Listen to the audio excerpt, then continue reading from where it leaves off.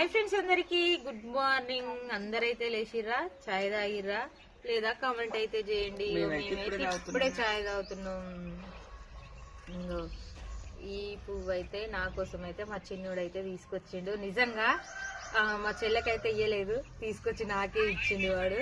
ఎందుకంటే నాకు ఈ పువ్వులు అంటే చాలా ఇష్టం. ఈ చెట్టు అయితే ఎక్కడ నాకైతే కనిపించలేదు, దొరకలేదు కూడా. అంటే ఈ అన్ని పూల కన్నా అది పింక్ కలర్ ఉంటది చూడు, అప్పటి పువ్వు.